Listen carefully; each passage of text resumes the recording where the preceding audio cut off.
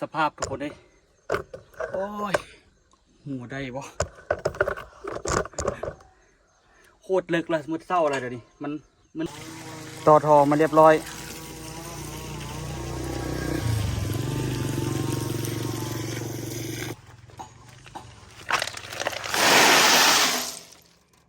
รอทำอิฐสาวที่ซื้อมาไปเฮ็ดโต๊ะเอาไปเอามาโอ้ยเอามาค้นปูดดีก่อนปะ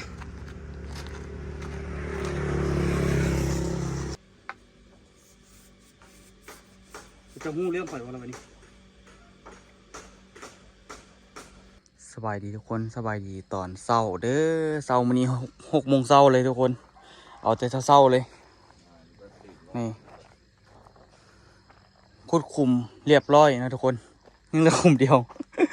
เมื่อวานนี้ขุดแล้วโอ้ยลอยเข่าคือแต่สิขุดได้บัดขุดไปป๊าดทีเดียวเจ็บเข่าแขนมื้อเช้านี่ก็ยังเจ็บอยู่แต่ว่า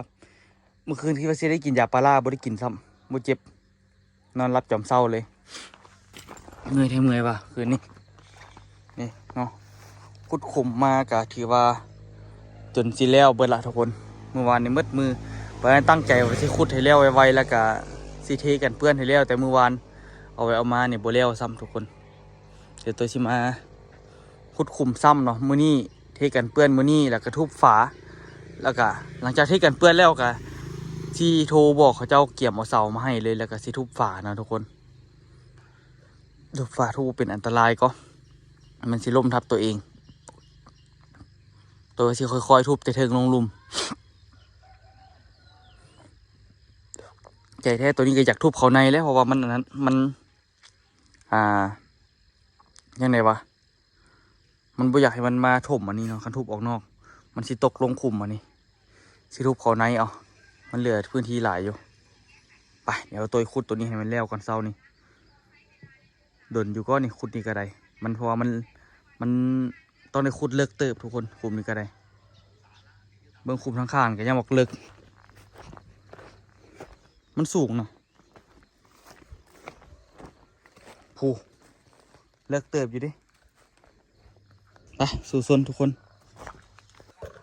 สภาพทุกคนเลยโอ้ยหัวได้บ่โคตรเลิกเลยมุดเศร้าอะไรเดี๋ยวนี้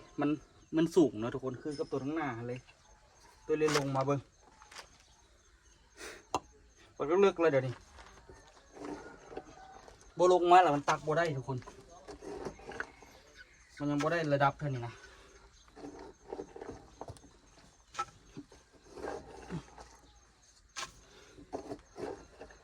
ที่ลึกขนาดตัวนี้เลิก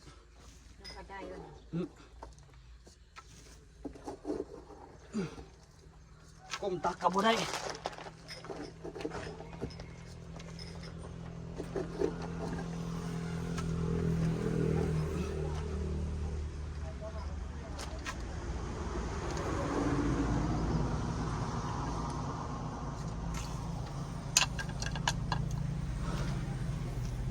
เบิ้งเดี๋ยวใกล้ละอีกน้อยนึงอีกเท่านี้เดี๋ยวนี้มืดเศร้าวันนี้มืดเศร้าเลยยังวอแล้วอันนี้ลึกขนาดว่ามันเสียมันแล้วแต่เมื่อคืนตายเลย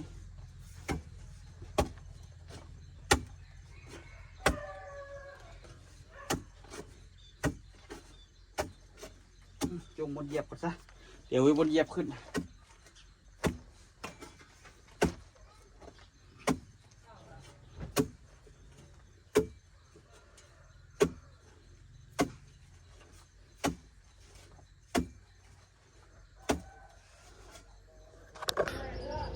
สภาพตอนนี้มึง โคตรลึกจะขึ้นไปแค่เบิ้งตอนนี้แล้วละพอดีละเบิ้งทุกคนอึ๊บตอนนี้คือระดับปั๊บนี่ไก่น้อยนึงเนาะโบเป็นยังก็โบไก่เลยพอดีเลยนะทุกคนพอดีปลายไม้เห็นบ่ระดับไม้นี่โบมันต่ำๆได้นี่สูงได้นี่นะคุณนะมาตั้งนะคุณนะประมาณ1.60 เมตรปลายทุกคนไม้นี่นะตัว ขุดขึ้นไปแมตปลายนะทุกคนนี่เติมหนึ่งเนาะตอนนี้เสร็จแล้วเรียบร้อยเนาะเสร็จสมบูรณ์ตอนนี้ตัวที่ไปผสมปูนเนาะนี่เรียบร้อยขุมนี้นี่สูสีกับขุมนั่นเลยลายบริเลิกกว่าซ้ำน่าจะสูสีกันเบิ่งขี้ขวายนี่กับขี้ขวายอันนี้กับขี้ขวายพวกนี้ต่างกันเลยได้นี่เห็นบ่คนละเรื่องเลยเดี๋ยวตัวที่ไปเอาทรายกับหินมาผสมปูนเลยเบิ่งอันนี้ขี้เหนียวล้นลงไปนี่แหละเลิกสมควรเนาะผสมปูนเลยทุกคนตอนนี้ตัวตักทรายใส่ล่อเรียบร้อยเลยทุกคนเกี่ยมซิผสมปูนเลยเฮ็ดเองคนเดียวเนาะลุยเดียวผสมปูนเทกันเปื้อนตีนเสาแล้วก็โอ้ยว่าสิให้ต้นตาลเพราะต้นตาลน่าจะกำลังไปขีดยางอยู่เดี๋ยวนี้ส่วนนี้เพิ่นไปกรีดยางแล้วเด้ไปเปิดนายยางเมื่อวานนี้บ่ฮู้ว่ามื้อนี้สิออกบ่ยางเพิ่นก็พยายามค่อยไปเลยทุกคนเนาะมื้อนึงก็รู้สึกว่าตัวอยากใช้ชีวิตมันเต็มที่อยากแล้วมันไวๆมันคือสิไปเฮ็ดแนวอื่นเนาะชีวิตมันก็บ่ฮู้สิสั้นหรือสิยาวทุกคนตัวใช้ชีวิตแบบเต็มที่อีหลีคู่มือนี่บ่ค่อยจะมีเวลาว่างเลยเต็มที่กับชีวิตเนาะก็มื้อนี้นี่ก็สิเทกันเปื้อนตีนเสาแล้วก็เทแล้วตัวก็สิประทุบฝาต่อเลยทุบฝาแล้วก็มื้อนี้นี่ก็ถือว่าเป็นอันเสร็จสิ้นเนาะเพราะว่าเฮ็ดกับเฮ็ดคนเดียวเนาะพอจอยแล้วก็ไปตัดหญ้าพุ่นนะทุกคนตัดหญ้าอยู่ส่วนหมอกไม้พุ่นนะตัวก็ลุยเดียวเลยสู้ทุกคนชีวิตหนึ่งเนาะมือของมือตัวจนขาดไปละไส้นะจนว่าขาดจนแหลวไปละของมือไอ้แน่เอาให้แต่ก็ยังนั่นอยู่เนาะทุกคนยังไส้ได้อยู่ก็ไส้ไปก่อนลุยทุกคนเนาะเดี๋ยวไปผสมปูนเลยขนซ้ายขนหินก่อนคือสีหลายเติบอยู่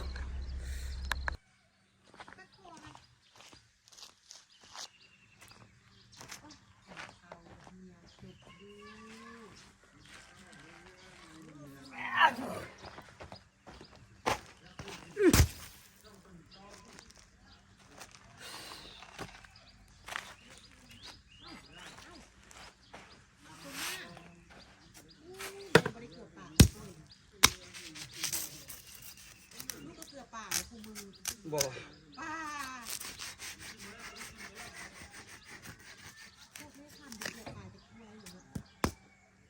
เกลือมันอิ่มเลยซะมันโดนบ่ได้เกลือมัน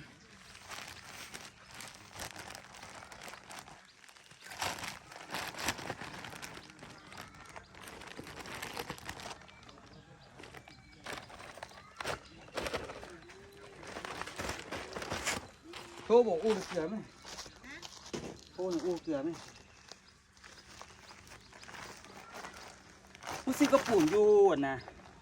อยู่พี่นี่เข้มกว่าของอันเมืองเงินนี่เมืองเงินปูนแดงป่านปูนเขียวแหละจืดๆซะ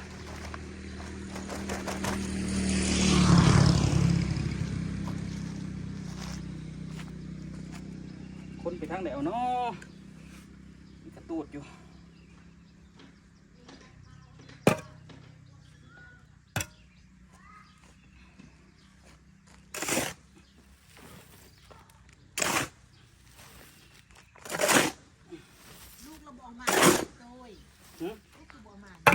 มันยาก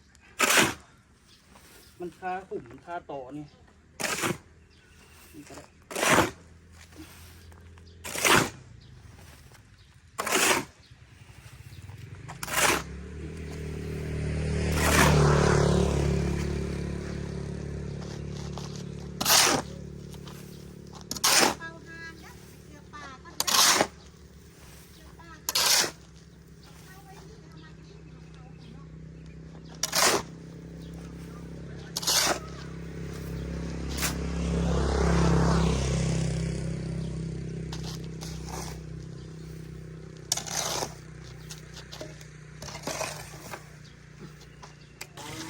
ต่อทอมาเรียบร้อย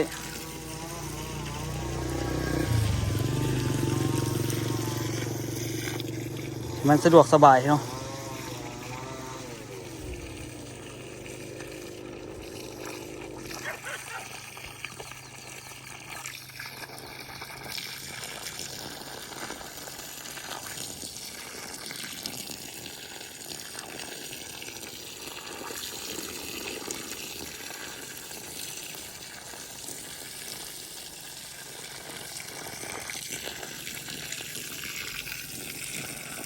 เอาถังมาอีกจริงๆเอาถังอยู่ข้างหลังคุณอามานะมาอันนึงเนาะ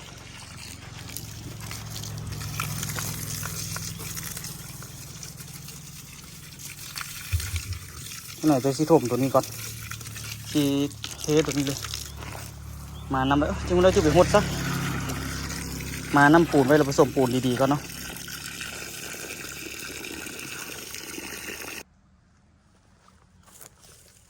เอาหินมาทุกคนเลยมื้อนี้ผมซื้อก็เป็นลอยๆไปฝนตกแห้ง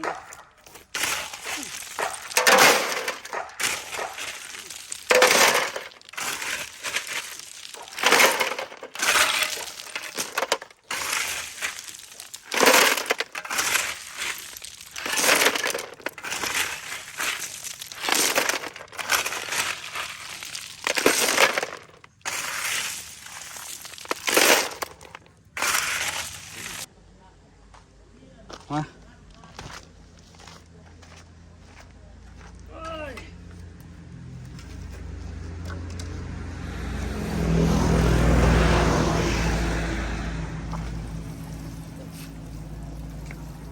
หินบ่พอดอกแต่ว่าเอามาสำนีก่อนเดี๋ยวไปเอาใหม่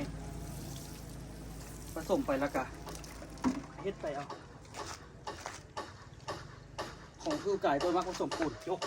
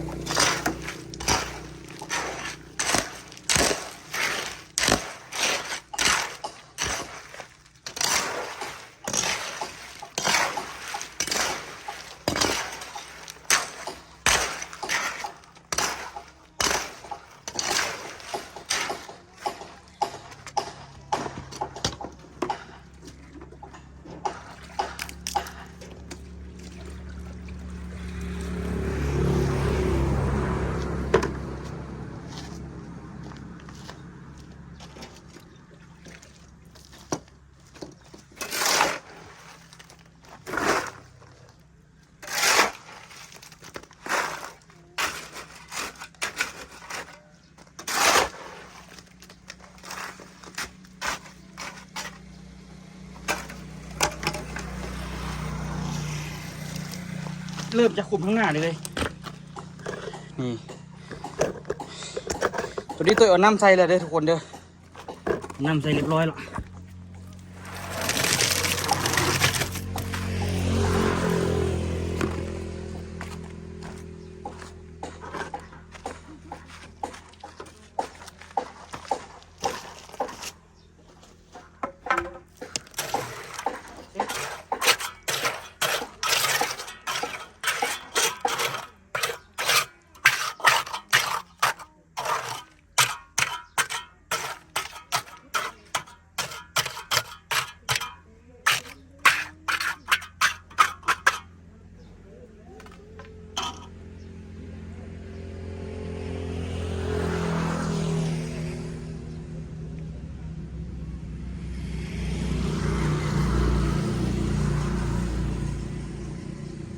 ใส่หลายคู่เติมอยู่เราก็ใส่อีก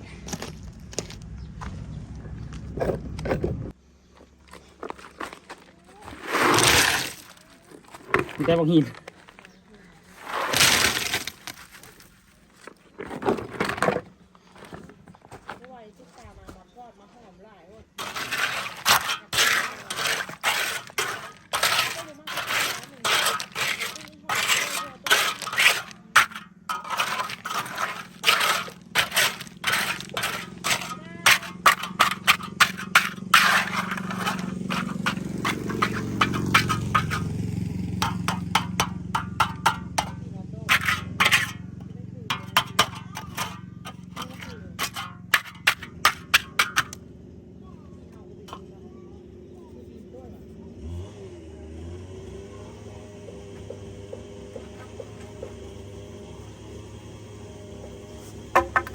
ไก่แล้ว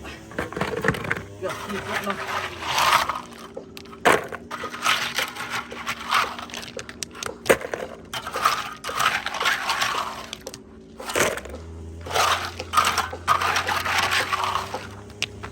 ตกใจเบิดแม่นเด้อตกใจ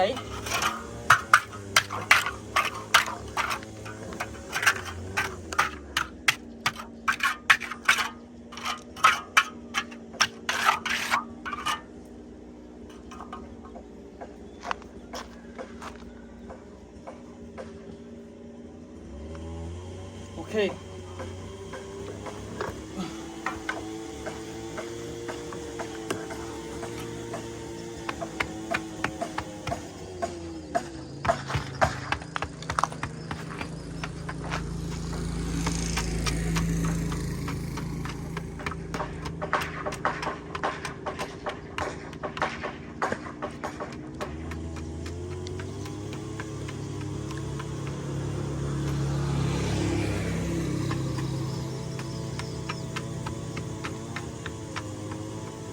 เดี๋ยวนี้ค่อยเอาเสามาใส่ประตู ฮะ เฮ้ยแบบนี้ไว้แล้วค่อยเอาเสามาใส่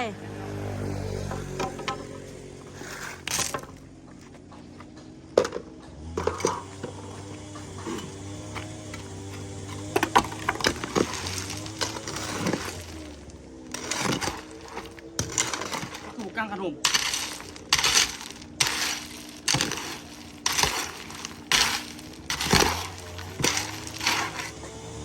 กระนมไหมจับแต่โทรศัพท์ก็ได้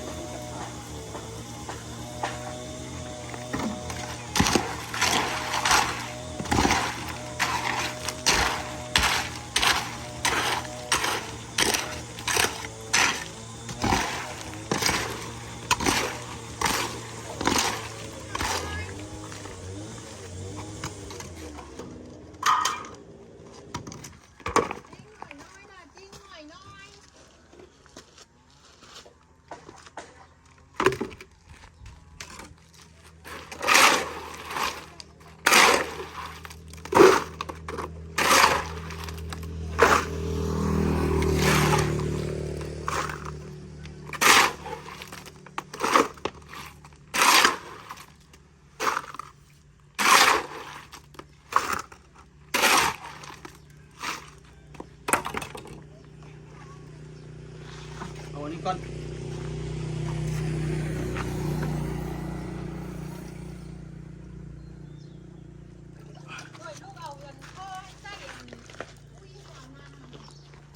ฮะ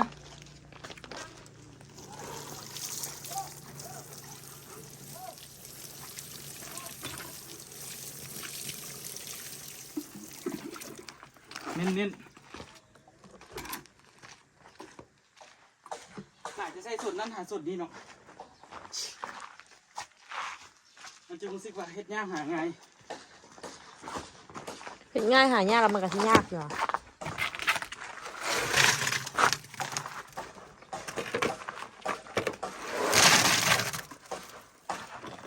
ประมาณ4 คุก ผู้ใดสอนเจ้าเฮ็ดอันนี้ ก็เราไปซีเบียเอาฟุ้ยมาใส่เอาไปซื้ออันนั้นมาใส่แล้วเนี่ยก็สมบูรณ์ ผู้ใดเป็นคนสอนเจ้าเฮ็ดอันนี้ เฮ็ดหยัง เฮ็ดอันนี้ ก็ยังว่าคอยเฮ็ดมันก็พอมาแต่น้อยก็ยังว่าได้จนได้เงินไปหลายหลังแล้ว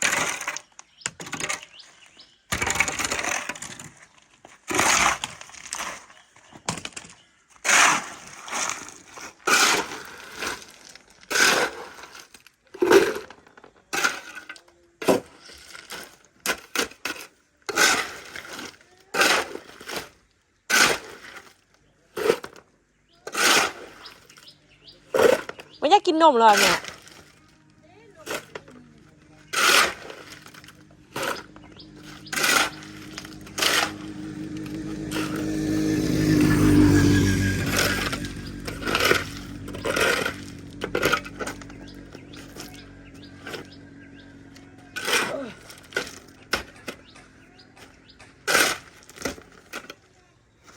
คุณ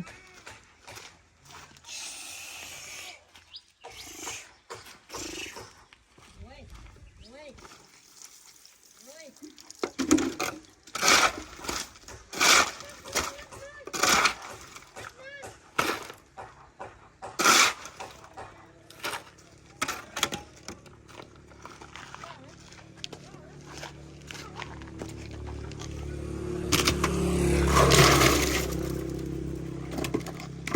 ทกก่อน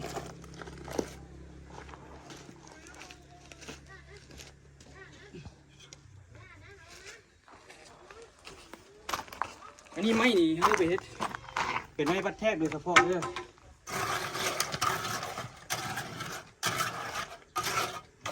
เกี่ยวกับมุ้ง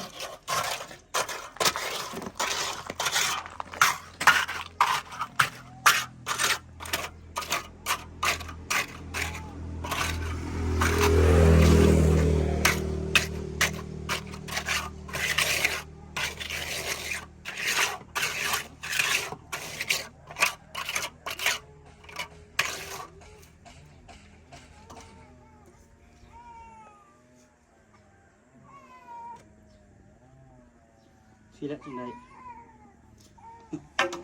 โลกอิ่มบ่อ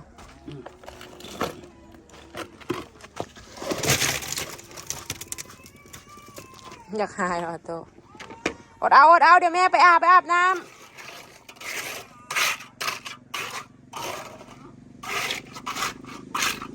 เพื่อมันแข็งก่อนนะตัวเนาะแข็งแล้วค่อยเอาเสามาใส่สิวะเอาเสามาใส่แล้วเอาดินถมมาเลยเนาะเด้อหรือเอาซีม กับปูนเทอีก ปูนเทอีกเอาเป็นอย่างจะจงค่อยอันเฮ็ดอันนี้ค่อยเอาเสาใส่เอาขี้ดินแล้วเสื้อเราขี้ดินบ่ได้เลยปะ มันกับโบเทียงตัว อีกหน่อยหนึง ที่ดินก็ได้แต่มันโบแข็งแห้ง อีกหน่อยหนึงอีกตัว ได้แล้ว แล้วสมบอก เด้เห็นบ่ นี่ไม้มันอยู่พี่ จะเห็นบ่บนบักนี่เห็น เอ บ่ อโอเค พอดี4 คู่กะไปเลยวันนี้นะ4 คู่พอดี4 คู่พอดีทักแรกกับมีไปเอาที่มันเรียบเวลาตั้งเสามันกับสิเที่ยง อืม ถ้าสมมติใช้ขี้ดินบางทีมันก็อาจจะเจ้ยไส้เจ้ยขวบแต่ว่ามันไปเดี๋ยวตอนนี้แหละไปเรื่อยๆทุกคุมเดี๋ยวไปคุมแจนก่อนคุมแจนนั่นคือฟางเลย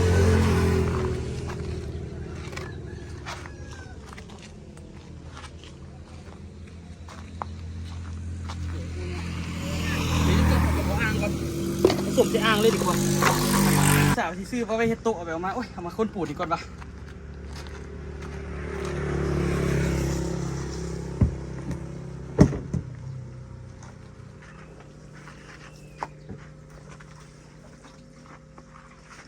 สบายได้มีอันนี้นะหมวกด้วยหน่อยดิ เจ้าเฮ็ดได้ไหมเอาไปสิไปอาบน้ำให้ออโต้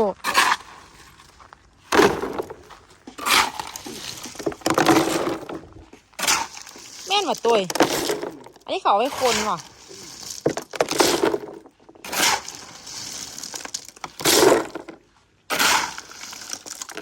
ตั้งมันกับโบไปใส่สมปูนมันกันละเอียด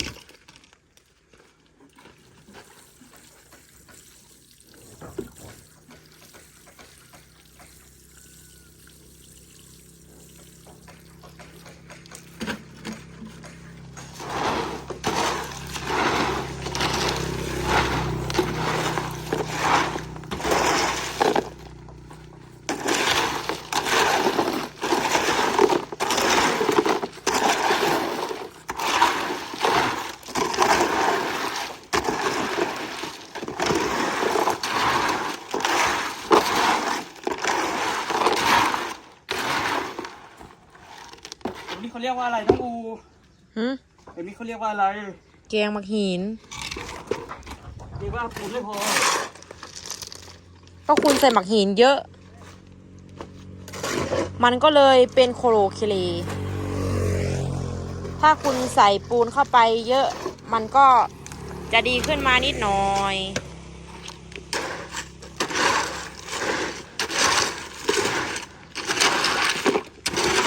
ตอนนี้น้องตัวกำลังทำอะไรเอ่ย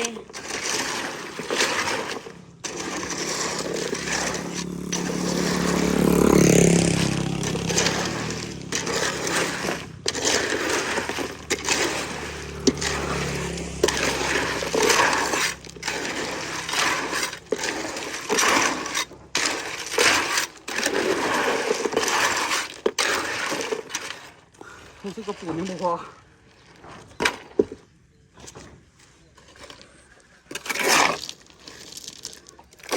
พอแล้วแหละวันนี้พอก็พอแล้ว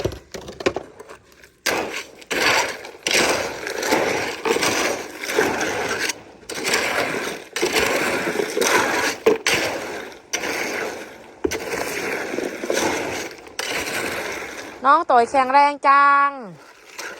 กูอยากแข่งไปเลยดอก โอ้หน้าท้องน้อยลงบ่ น้อยลงก็ แต่ว่าน้ำหนักตัวลงเลยเนาะ บ่ลงหรอก บ่ลงว่ะ ลงอยู่ไหนหนึ่งอาเทียบน้ำหนักบ่ลงเตะว่ะรู้สึกว่าห่างไก่น้อยลง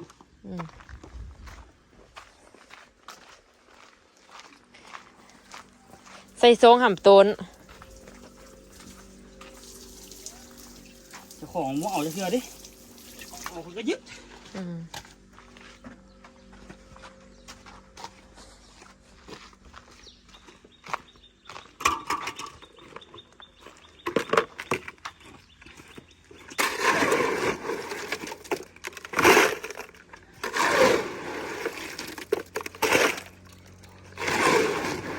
เฮ็ดตัวนี้เฮ็ดปูนหลายมันกับบ่แ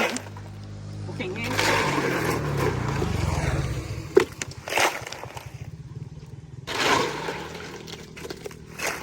จากสถาปนิกกลายเป็นสถาปนิก ก่อนที่ได้เป็นนายที่นี่เขาเป็นลูกน้องก่อน บ่แล้วเป็นนายเลย ตัวต้นเลย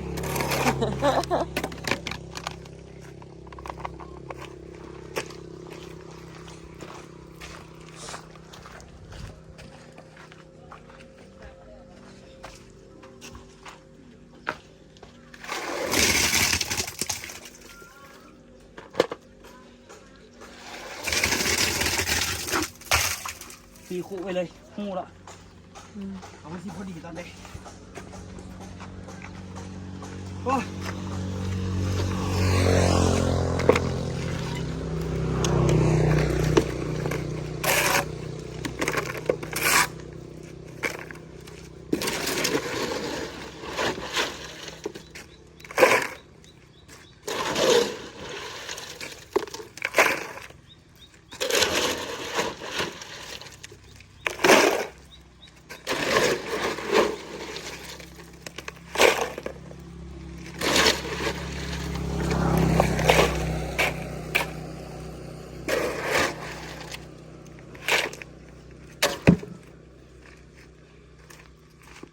ไป เหตุการณ์แบบนี้คือว่าเคยเกิดขึ้นเทื่อนึงเนี่ยเมื่อกี้นี่ คอยคิดเงินนะ บอตอนเจ้ากำลังสิเอามาแล้วคือว่ามีพ่อมีมาเอาอันนี้ไอซีฮะน่ะคือแหละ คนนี้เอาอย่าง เจ้าพ่อมีมาเอาไม้ยูเจฮะน่ะคือว่าเคยเกิดขึ้นเทื่อนึงเนี่ยสำหรับคอยจะเป็นเหตุการณ์แบบนี้เขาเอิ้นมาแนวเดียววะ มันมีอยู่นะเขาเจ้ามีซื้อเงินอยู่ เจ้าเคยเป็นบ่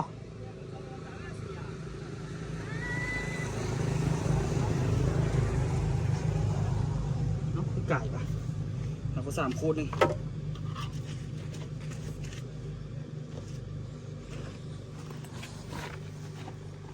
ก็ยังไม่ได้คนดี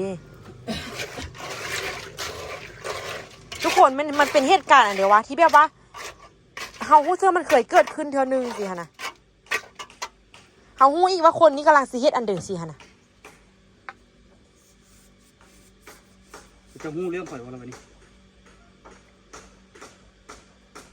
พอดีว่ะ ไก่ไว้ใช่ปะตัวนั้นข่อยไล่ผิดปะ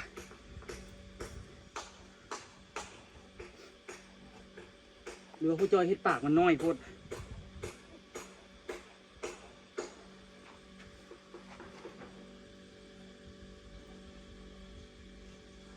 ไก่ปะบ่ได้ก็ไก่ คิดสูตรก่อน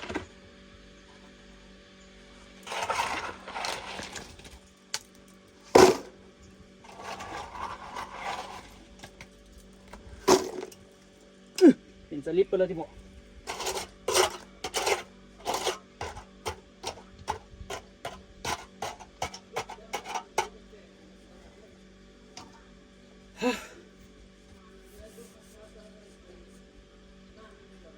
พอดีว่ะ กาย กายซ้ำเนี่ย กายหลายเห็นว่าบักนี่มันคือกายปะหรือว่าดินมันเจือนปะ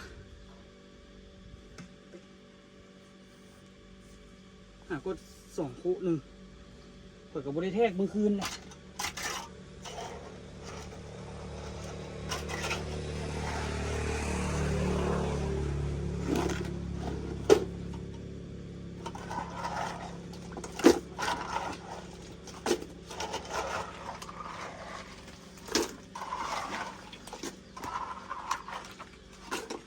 โมเมนต์ละตี้กายได้ยังไง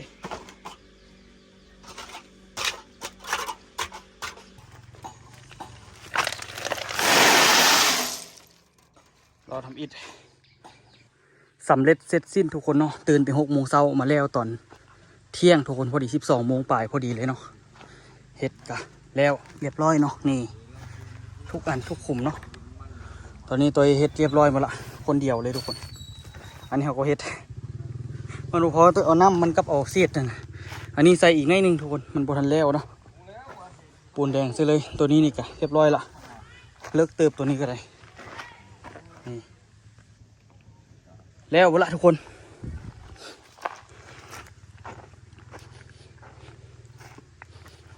เป็นยังเป็นไง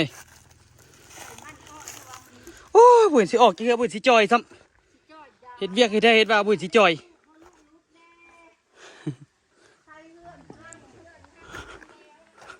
แล้วละเนาะมื้อหน้ารอเก็บไม้พวกนี้เศษไม้พวกนี้แล้วไปละอันนี้ก็ได้มาตรฐานแล้วเนาะมื้ออื่นเนาะทุกคนตัวมื้อนี้ตัวชีเฮ็ดดีแล้วจะพักผ่อนนึงแล้วก็สิมาทุบบล็อกพวกนี้ค่อยๆทุบสิแปลงขั้นใดก่อนขั้นใดขามันหักแล้วสิค่อยๆทุบเนาะทุบเข้าในเอาทุบออกนอกกับบ่ทางนี้ทุบออกนอกได้แต่ข้างนั้นทุบเข้าในเอาไว้เจอกันคลิปหน้าได้ทุกคนเด้อพักผ่อนก่อนเมื่อยแห้งแดดปกกันร้อนเรียบร้อยแล้ว